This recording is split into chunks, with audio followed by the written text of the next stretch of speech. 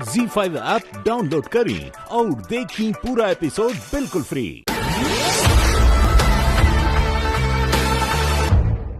हम तो खाली यह काल चाहत रही चाचा, जब हमार नैकी प्रधान अपने गांव में भी आके कि अपने गांव में रह सकत बानी दूसर की मेहरारू बन के, तो इनका का दिक्कत बा?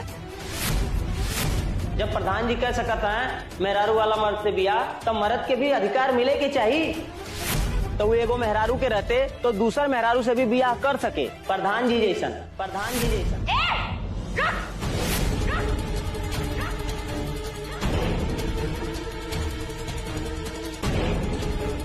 क्या बोल रहा है? बहुत जबान चल रही है तेरी। हाँ हाँ, बहुत ज्यादा बोल रहा था ना। अरे दूसरों के खेतों के अंदर मजदूरी करता है और गांव की पंचायत की प्रधान से तुलना कर रहा है खुद की। बोल, एक औरत को संभालने की हैसियत नहीं है, दूसरी को घर में रख रखा है। अब क्या रोटी पे नमक तेल लगा के खिलाएगा उनको? बोल बोल। बेटा कंट्रोल गुस्सा पर कंट्रोल चल। राजनीति में ये सब करकू तो बदनामी हुई। जनता जनार्दन की हर बात सुनी के पड़ेला। राजनीति में कदम रखला पर एक छोटा सी गलती तीर के ताड़ बना सकेला।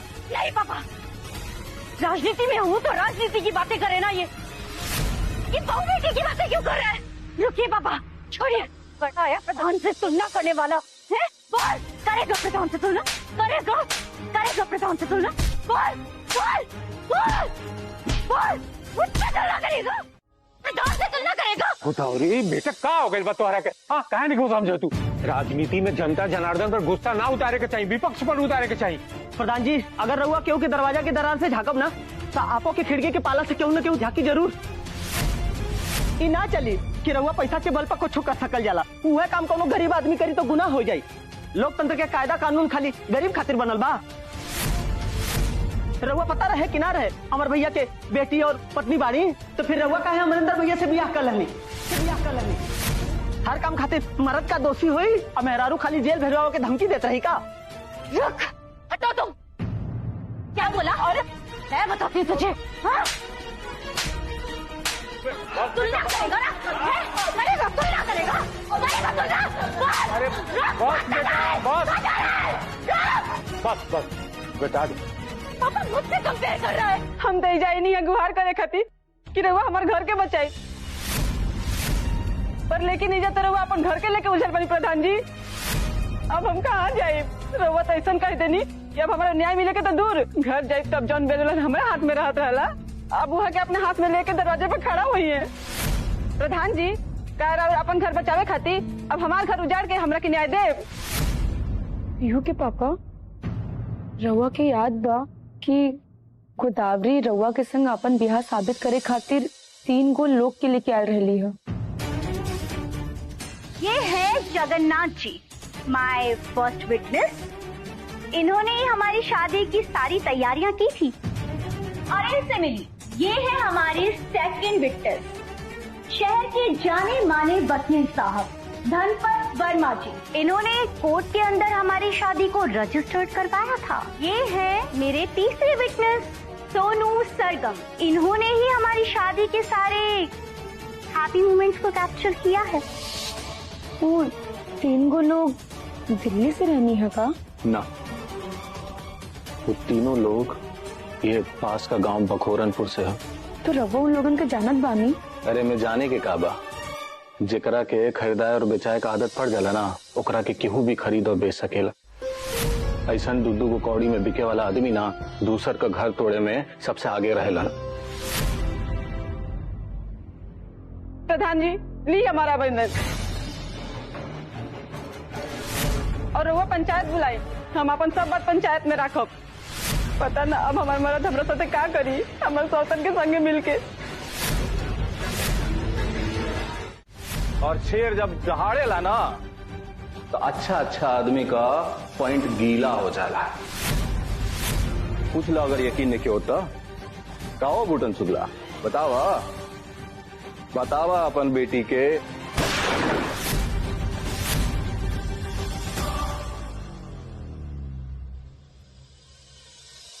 कहा हो भूटन शुक्ला, बतावा अपन शहरी बेटी के कि हम सही कह रहल बानी कि गलत कह रहल बानी।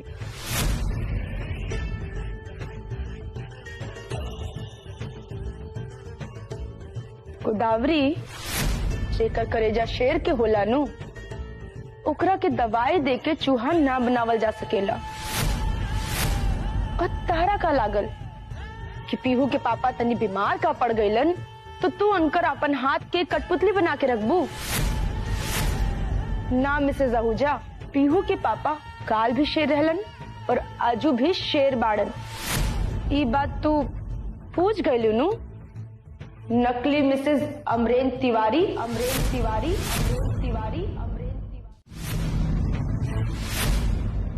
खाली मांग में सिंदूर कर लेला से कि वो पत्नी के दर्जा ना पा जाला गोदावरी। अरे पत्नी तो वो होली जो पति के हर अच्छा और बुरा कर्म के सहभागी बने। और जब तू हमार जूतिया व्रत खराब करे की कोशिश कैले रहलू हनु, हम उहे घड़ी ठान लेनी कि जब तू हमारी जिंदगी से 3 पाँव छिलने बाड़ू, पति परिवार और प्रधानी, तो वो हम तहरा से वापस लेके रह और तहरा के इस तिवारी निवास से बाहर के रास्ता दिखा दे। अब परिवार तो हमरा के मिल गए और रहल बात पति और प्रधानी के, वो हम तारा से बहुत जल्द ले ले। तब तक गोदावरी तू अपना आपके इस तिवारी निवास में मेहमान की तरह समझिए।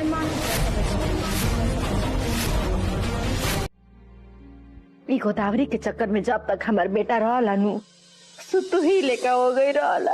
अरे पीछे पीछे पीछे पीछे घूमत रहला हमार शेर दिल बेटा। अब लागता अपन बाप के नाम रोशन करी। माई ते सब का बहकल बहकल बात कर रहल बड़े। और आरती भौजी रहुआ आज अमर भैया के हाथ में रहुआ बंदूक देके फिर से उनकरा के पुरानका अमर भैया बना देने। रहुआ मतलब बिल्कुल ठीक ना कहनी आरती भौजी। आरती भाभी रवई का कहनी है, रवा खुद से ही इतना मुश्किल से अमर भैया के हाथ से बंदूक छुड़वैली रहनी है, लेकिन अब रवा खुद से ही अमर भैया के हाथ में बंदूक पकड़ा देनी। कसम करके उनके कपार से हिंसा के भूत उतरल रहे, लेकिन फिर से रवा उनकी वह रास्ता पकड़ा देली बनी। इतना दिन से बुलेट और बंदूक अमर भैया भुला गए रहना ना, लेकिन रवा आज फिर से बुलेट और बंदूक से उनका रिश्ता जोड़ देले बानी। और वहीं जवन तेवर में अमर भैया के हम जात दिखले बानी हूँ, गलती से भी अमर भैया के बंदूक कहूँ गोली छोड़े लागल, तब कितना लोग की जिंदगी मुश्किल में पड़ जाए। मतलब आरती भौजी अगर हमने के बंदूक खेले के रहे तो सब घर में इतना दिन से डरावा जौन हो रहा बा काहे के हो रहा बा। अगर गोदावरी अपना मन से ना जाती नु भौजी ना तो 2 मिनट ना लगी हमने के उनकरा के ऊपर पहुंचावे में। हाँ माई, हाँ आरती भौजी खुद तू अमर के हाथ में बंदूक दे दिलू। हमरा तो मन घबराता कि कहीं ऊंच नीच हो जाई ना तो बाबूजी घर में नहीं खा कि बात सलटावल जाए। नाना दीदी रवा सब चिंता ना करी। केहू के पापा केहू के ऊपर गोली ना चलाई हन। वहाँ के हमरा के वचन देले बानी कि वो ऐसन वैसन कोनो काम ना करी हन। हाँ बड़की माई, सीता जैसन भौजी तो हमारे भाई के साथ बाड़ी। श्री राम की तरह हमारे भाई भी विजयी हुए। बस माता रानी रवा शक्ति दी हमारे भाई के। हाँ संध्या दीदी, रवा बिल्कुल ठीक कह रहे बानी। माता रानी की शक्ति ना अपरंपार बा कि माता रानी अपन शक्ति से महिषासुर जैसन बड़ राक्षस के भी मर्दन कैले बानी। और यही से माता रानी के महिषासुर मर्दनी भी कहल जाला। कि नवरात्रि पे हम सब तिवारी परिवार के लोग माता रानी से यह प्रार्थना करत कि माता रानी महिषासुर मर्दनी जैसे ये घर के जवन राक्षस बा वो गोदावरी और भूटन शुक्ला उन लोग के भी मर्दन करे। और अब सब कोई प्रेम से बोली दुर्गा मैया की जय। प्रेम से बोली कुष्ठमंडा मैया की जय। जी गोदावरी जी, हमारा पास गंगापुर पंचायत से एगो आदमी शिकायत लेके आयल बाड़ा। उनका नाम रमेश चंचल हो। वैसे तो इनका के गंगापुर कचहरी जाए के चाहत रहल, वहाँ कुछ ना हो तो इनका के गंगापुर थाना जाए के चाहत रहल, बाकी वहाँ ना जाके सीधा हमारा पास चली अले है। कहा कि गांव में आवत जात के सबसे हमार बात व्यवहार हो गई बा, पहचान हो गई बा, तो सीधा हमारा पास चली अले। इसे बड़ा शहर में लोग घास पतवार के भी केस लेके सुप्रीम कोर्ट कचहरी तक चल जाला, तो गाँव के मन कुछ होला तो कौनो अधिकारी के पास चल जावल, शिकायत लेके हमारा पास आई बड़े। क्या है उनकी समस्या? इनका ये कहना है कि तिवारी परिवार में पहली पत्नी के रहते दूसर पत्नी खड़ा होकर जब ग्राम प्रधान के चुनाव जीत सकेली, ये फिर काहे नहीं खे दूगो बिया कर सकेले। इनका कहना ये है कि इनकर मेहरारू घर के कुल काम चूल्हा चौकी पत्ता सब करवावेले, जब ये ना करेले तो कहेले कि दहेज के केस कर दे।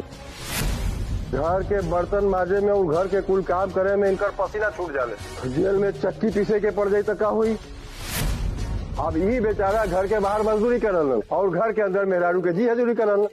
वीडियो साहब, आप उनको मेरे पास भेज दीजिए, मैं उनकी समस्या का समाधान जरूर निकालूंगी। उनकी पत्नी आई थी मेरे पास, मैं कोशिश करती हूँ ना सेटलमेंट करने की। वैसे भी ऐसे मर्द को थोड़ा बहुत तो एडजस्ट करना ही पड़ेगा। अगर पति पत्नी को रानी बनाकर नहीं रख सकता तो उसे नौकरानी बनाकर रखने का भी कोई अधिकार नहीं है। देखिए गोदावरी जी, बात रानी नौकरानी के ना है, बात ये है कि पैसा रहला पर आदमी पहली पत्नी के रहते भी दूसरा शादी कर ले वाला, और एक शिकार हो रहा माने गरीब लोग। कबो टीवी के धारावाहिक देख के, कबो पड़ोस के घर वाली और बाहर वाली देख के गरीब लोग यही तरह के बीमारी में फसल बाड़े, नतीजा घर बर्बाद हो रहा बा। आप देखिए, एक बात बताई गोदावरी जी, हम लोग के अमीर होके चाहे गरीब, पहली पत्नी के होते दूसर पत्नी के बियाह करल बहुत बड़ा कानूनी जुर्म बा। सामाजिक और कानूनी रूप दोनों रूप से गलत बा। आज पति पत्नी के रिश्ता के डोर यही से कमजोर हो गई बा। नतीजा दुनिया देख रहा बा कि पति और पत्नी के बीच में क्या हो रहा बा। आधा केस धन दौलत के और आधा केस पति पत्नी के दर्ज हो रहा बा हर जगह। रमेश चंचल की पत्नी आई थी मेरे पास, उसने जो भी कुछ कहा वीडियो साहब मैंने अच्छे से सुना है, और मैं जानती हूँ कि दो औरतों के साथ रिश्ता बनाने का जुर्म अगर उसका साबित हो गया तो उस पर एक्शन जरूर लिया जाएगा। गोदावरी जी, हमारी बात ध्यान से सुनी। रउआ के ऊपर भी पहली पत्नी के रहते दूसर पत्नी होवे के जुर्म में एक्शन हो सकेला। वीडियो साहब, रमेश चंचल पर एक्शन होगा, लेकिन मुझ पर एक्शन नहीं होगा। अरे जौन काम से गए रहनी काम भइल की ना भइल पियो, बताई ना हमरा के। सब बताई तोहरा के। पहले हई एक एक करके देखा था, इनमें काका बा, हई देखा अभी तो हई कुल खोलने ही नहीं थी। के पापा सुनी ना, हमरा के गिफ्ट सिफ्ट की जरूरत नहीं खे बा, और ना हमरा की में रुचि बा। हम जवन पूछ रहे बानी रवा ऊ बताई, ऊ ज्यादा जरूरी बा। अच्छा रुचि नहीं खे तो एक बार देख लेबो ना, तो रुचि आ जाए तोहरा के। देखा हई देखा, हम तोहरा खोल के दिखाओ तनी। हई देखा, हम तोहरा खातिर साड़ी लेकर आयल बनी।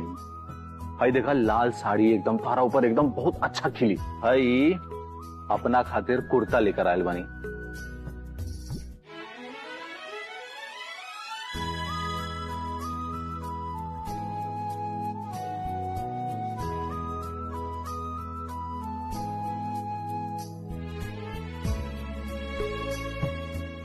और हई देखा, तोहरा खातिर मंगल सूत्र। लेकिन पीहू के पापा इन सब चीज पर इतना फालतू के खर्च करे का जरूरत रहे? अरे फालतू का खर्च करके नहीं आयल, ये कुल चीज का बहुत जरूरत रहा। काहे से कि काल हमने दोनों प्राणी फिर से शादी का साथ फेरा लेहल जाए, एक बार फिर से अपनी शादी का याद ताजा कर जाए, और सब जन से आशीर्वाद लेहल जाए। खुशी का जितना पल मिले ना, ओके अच्छा से जिए के चाहिए। हम तो ये कहता नहीं कि खुशी के खोजना का जरूरत नहीं है, अपने अंदर से खुशी के निकाले के बा। जब भी मन करे ना, तो अपना अंदर खुशी के महसूस करके खुश होके के बा। ये खुशी ऐसे बा कहां से कि तोहार देहल मंत्र काम आ गया, और ओकर ई बात सबूत।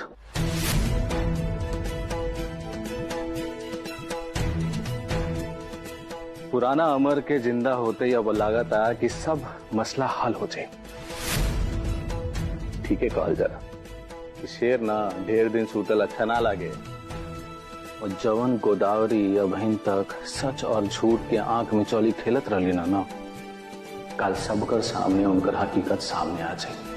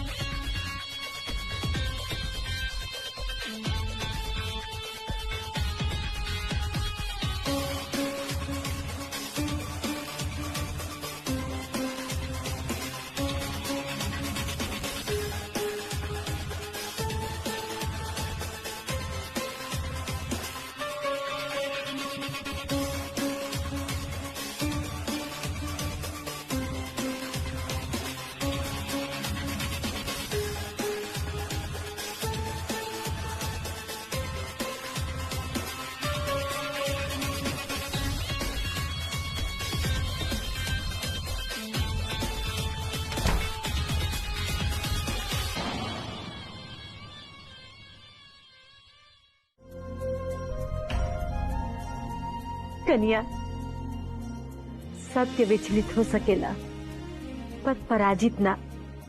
तू कितना असहाय रहलुआ, कमजोर रहलुआ, बाकी धैर्य रख लो। तार धैर्य के ही फल है कि तू जीत गई। देखा, तू परीक्षा में पास हो गईलू और तारा परीक्षा में पास भइला से हम बहुत खुश बनी। हमरा साथे साथे एक घर के सब लोग के चेहरा पर खुशी आ जाई। कन्या, पहले हम तारा के ना समझ पाईनी, बाकी तारा में हम कबो ना देखी हमरा खातिर द्वेष। ये हमारा आंख में आंसू तारा खातिर खुशी के आंसू है। माई, अब खुशी का आंसू के साथ ना, बल्कि हंसी खुशी हमनी के जिंदगी भर साथ रहल थी। और पीहू के पापा अम्मा जी के आशीर्वाद से हमनी के घर में खुशी वापस लौट आए और एक एक करके घर के जितने भी परेशानी बा वो दूर हो जाए और सब कुछ धीरे धीरे फिर से ठीक हो जाए। अम्मा जी, बाबूजी भी जल्दी ही घर लौट आई हैं और हमने के मिलकर छोटकी दुल्हन के भी मना लिया जाए और घर वापस लेकर आए। और उसके साथ साथ बबुआ जी के बिहार खातिर दुल्हन भी देखा जाए। और अम्मा जी, उहे बिहार में जीजा जी के भी मना लिया जाए और संध्या दीदी के घर पहले निहन हंसी खुशी बस जाए। फिर उनका जहाँ मन करी वो वहाँ रही हैं, चाहे नैहर में रही हैं और चाहे अपन ससुरा में रही हैं। कन्या, तू देवी बड़ू देवी। तू ये घर परिवार की सुख शांति खातिर कितना देवी मैया से मनौलू। हाँ, क्योंकि कन्या होके तो सारा लेखा कन्या होके। गोदावरी जी, रघुआ जा रहल बानी, एगो बात बताई, रघुआ ऐसे मुंह काहे लटकवले बानी? देखी, इतना शुभ मुहूर्त बा, सब क्यों खुश बात, रघुआ भी खुश हुई। और देखी ना मैडम जी, बेटा के तरफ से बहुत लोग बा, हाँ, बेटिया के तरफ से केहू नहीं खे, तो वो बेटिया बन जाए।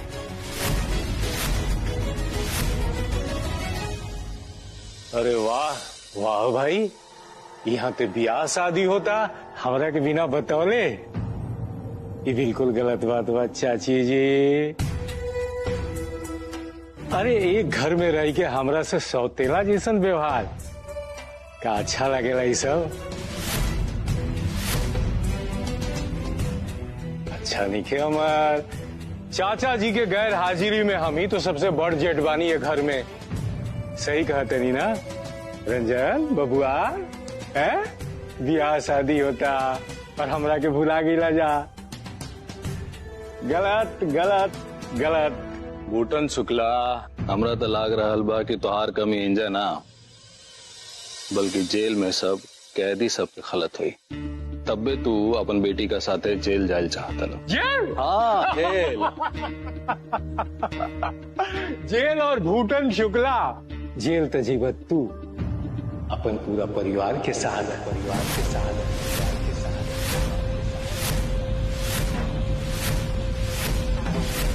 कानून में लिखल बा कि एक बियाह के रहते हुए दूसर बियाह घोर अपराध है, और आरती तिवारी के रहते हुए तू हमार बेटी गोदावरी से बियाह करके बहुत बड़ा जुर्म कैला।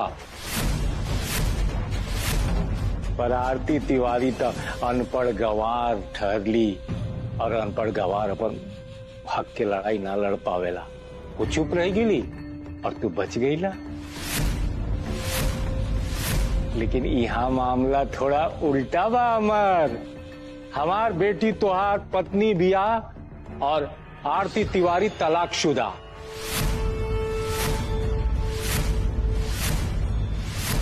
हमार बेटी अपन हक के लड़ाई लड़े जानतिया, अनपढ़ गवार नहीं खे। तू जिंदा बिया तो आज पत्नी बिया और तलाक भी नहीं खे देले। अगर ओकर रहते हुए तू आरती तिवारी से बियाह कैला तो जेल जाइबा तू, और जे तुहार साथ दी जेल जाई तू। भूटन शुक्ला जी का करल वाली कुला, वो टेंशन मत ली, हम बानी नु राउर कुल टेंशन दूर करे खातिर का जेल वेली सब बोल रहा बानी रहुआ। देखिए हम वकील बानी। और हाँ, सासू माँ और संध्या दीदी, आप दोनों ने मिलकर मेरे पापा के साथ कितना बड़ा काम किया है। आप दोनों को इनाम तो मिलना चाहिए, है ना पापा? हाँ हाँ बेटा, हम इनाम देवे खातिर थोड़ू भाग रहल बानी।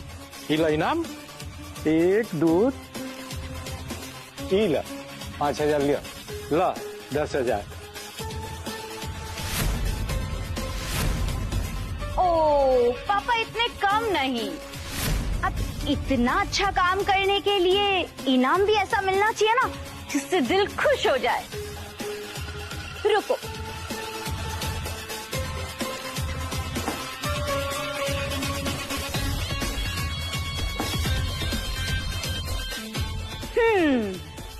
तो ये है मेरी सासू माँ के लिए। देखिए देखिए, लीजिए ना।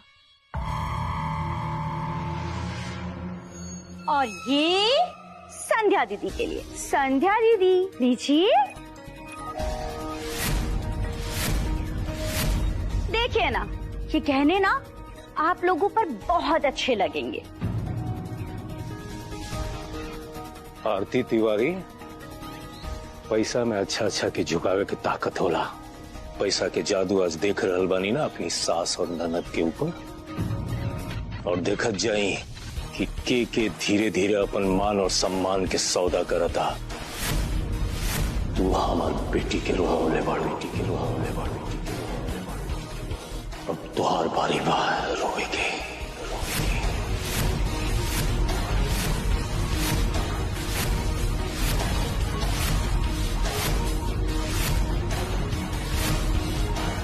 यानी हमार दोस्त रवि के कातिल गोदावरी ही बड़ी। अरे जे अपन पति के मार सकेला वो तो कुछ भी कर सकेला। सच में हम अपन आसीन में गो नागिने पालत रही, नागिन के असली औकात हम दिखाते।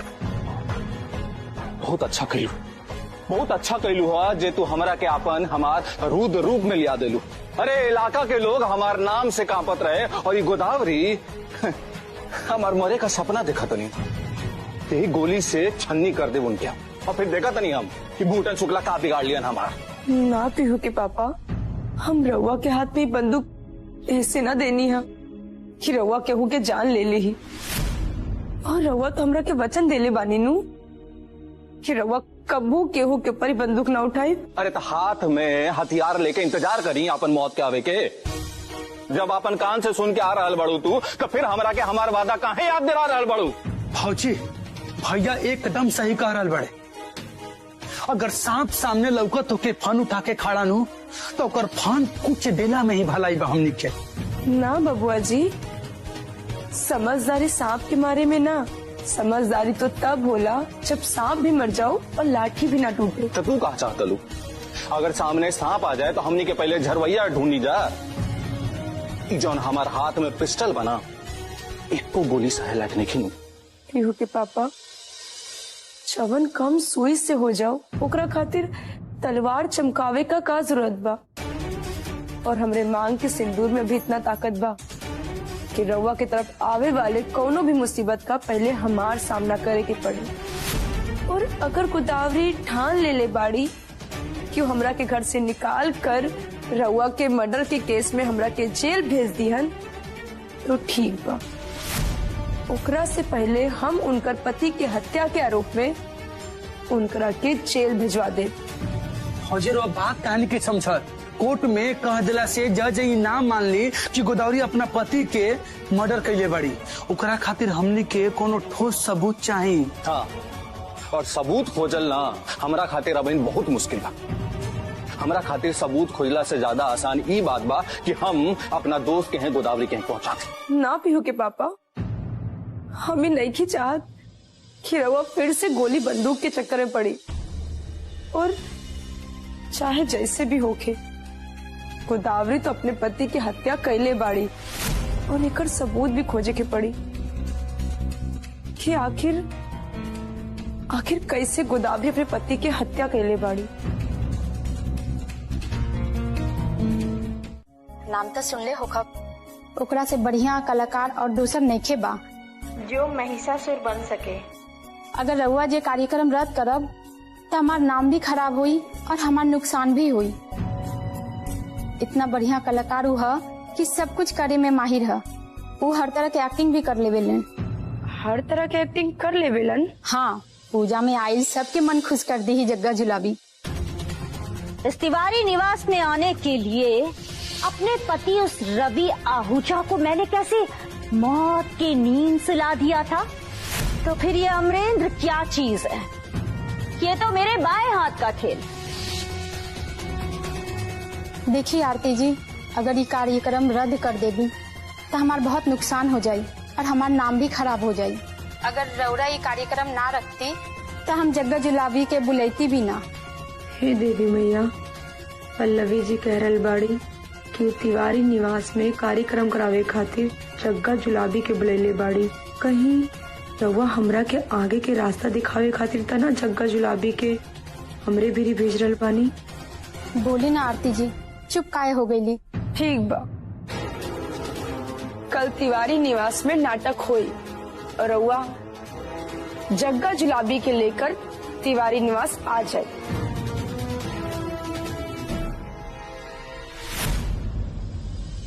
गोदावरी जी के साथ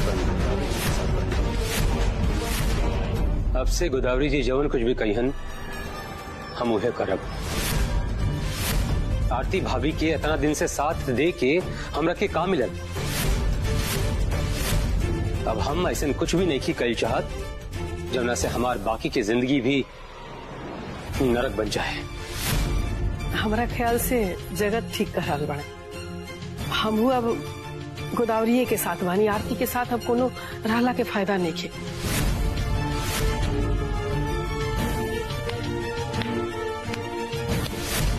आरती तिवारी, तुम अपने आप को बहुत ज्यादा काबिल समझती हो ना? अब देखना, एक दिन तुम इस तिवारी निवास में अकेली और तन्हा रह जाओगी। कोई तुम्हारा साथ देने वाला नहीं रहेगा। अब देखो ना, आज तुम्हारे 2 सपोर्टर तो तुम्हारा साथ छोड़कर वैसे ही मेरे पास आ चुके हैं।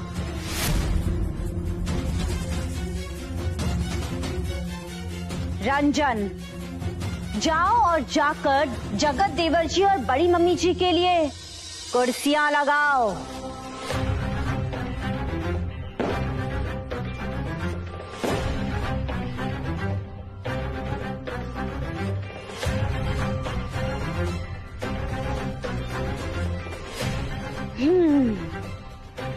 अब देख लो, यही है लोकतंत्र की खूबसूरती।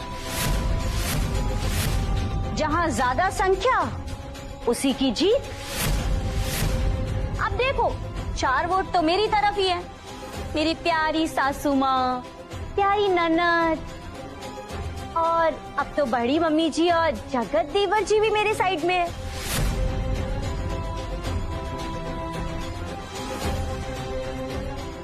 हाँ तो अमरेंद्र, तुम भी अगर अपनी ये नौकर की कैटेगरी से मालिक की कैटेगरी में आना चाहते हो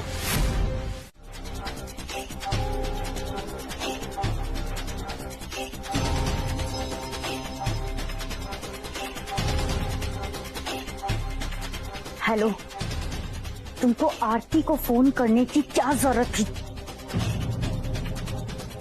मैंने इसलिए फोन किया है, तुमने अभी तक मुझे बताया नहीं कि पैसे कब और कहाँ मिलेंगे, और इसलिए कॉल किया हूँ क्योंकि एक जगह से दरवाजा बंद हो जाए तो दूसरे दरवाजा खुले होने की संभावना बढ़ जाती है।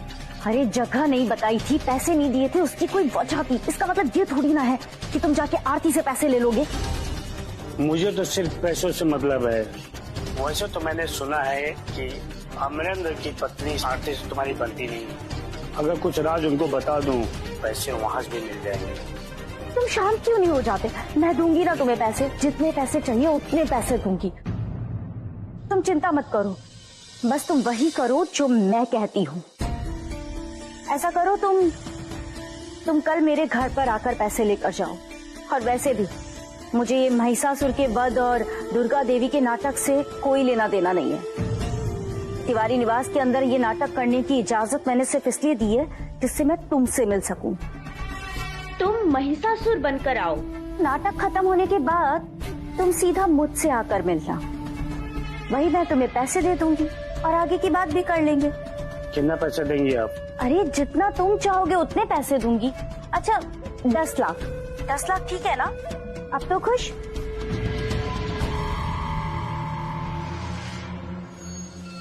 महिषासुर का वध हुआ था ना, अब तुम्हारा भी वध हो जाएगा।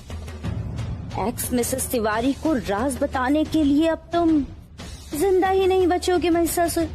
उप्स, I mean, जग्गा। अरे तुमने मुंह क्यों लटका रखा है? दुर्गा बनी हो तो दुर्गा वाली एनर्जी तो होनी चाहिए ना, वरना मेरे दुश्मन महिषासुर का वध कैसे कर पाओगी?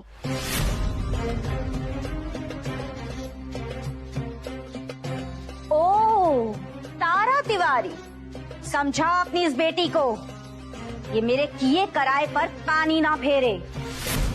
और हाँ, तुमने ही कहा था ना कि गांव वालों के सामने इज्जत बनाए रखने के लिए नाटक मंडली वालों को घर में आने की परमिशन दे दूं, और हमारी डील भी तो हुई थी। और इसीलिए मैंने परमिशन दी थी कि तुम लोग मेरा एक छोटा सा काम करोगे। बस उसी नाटक के अंदर संध्या महिषासुर यानी मेरे दुश्मन जग्गा को मार देगी। महिषासुर वध के समय तुम्हें ये त्रिशूल सीधे जग्गा के सीने में उतारना होगा, और उसके अंत के साथ मेरे राजदार का भी अंत हो जाएगा। हाकिम अब भी मेरे कब्जे में है, याद है या भूल गई? इसलिए जैसा कहती हूँ वैसा करती जाओ। कहीं खेल खेल में असली खेलता ना हो गई नू। अरे का कर देलू संध्या दीदी, महिषासुर के सचमुच में मार देलू। संध्या दीदी, ये तो सचमुच में बहुत गड़बड़ हो गई। अरे वो काहे ऐसे कर देनी है?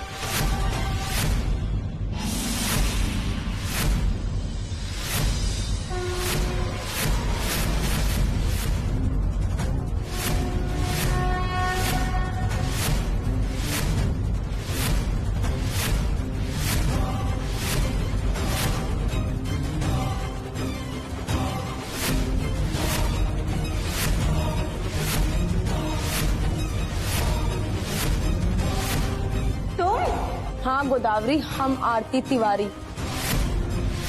चाल तो तू बहुत सोच समझ के चल ले रहलू है, लेकिन तू दीदी जी के ना फंसा पाउली।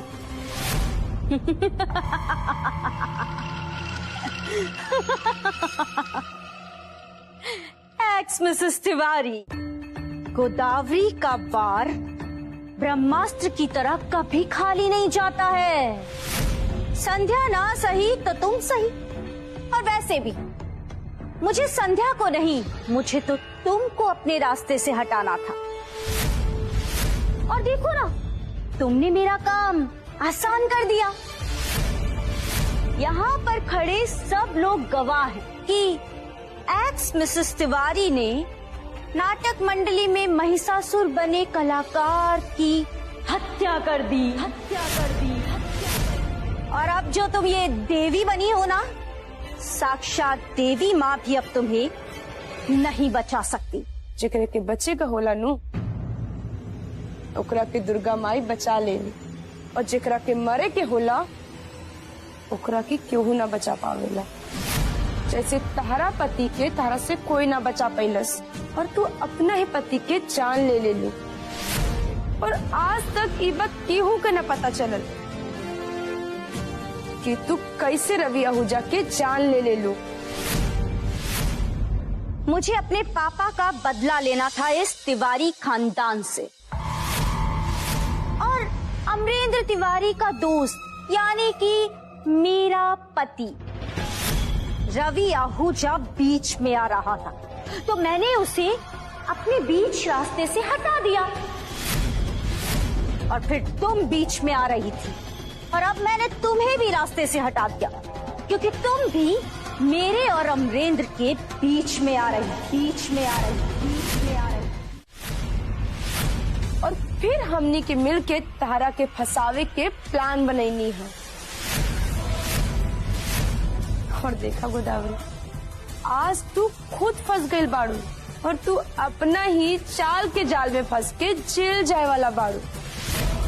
काहे से कि ये रिकॉर्डर में तारा आवाज में तहार सब कबूलनामा रिकॉर्ड हो गई बा। आरती तिवारी, तू ये मत भूला कि तुहार ससुर हाकिम तिवारी हमार कब्जा में वाड़न, और कभी भी हम उनकर मौत की फरमान निकाल सकिला। भूटन शुक्ला जी, रउआ ई मत भूली कि हम गंगापुर पंचायत के पूर्व प्रधान बानी, और हमरा के सब पता बा कि कहाँ का हो रहल बा। और जब तू अपन बेटी के बचावे में लागल रहलनू, तब तक हमार बाबूजी तोहर चंगुल से बचकर वैष्णो माता के दर्शन करे चल गए।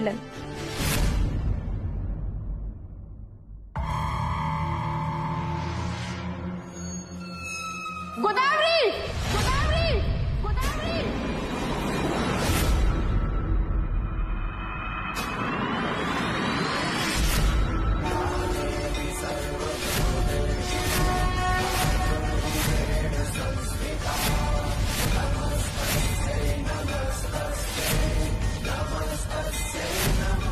जब जब धरती पे अधर्म बढ़ेला, और जब जब अत्याचार बढ़ेला, और तब तब दुर्गा माई ओकर नाश करे खातिर एक नया रूप में आवेली। ZEE5 ऐप डाउनलोड करें और देखें कुल एपिसोड एकदम फ्री।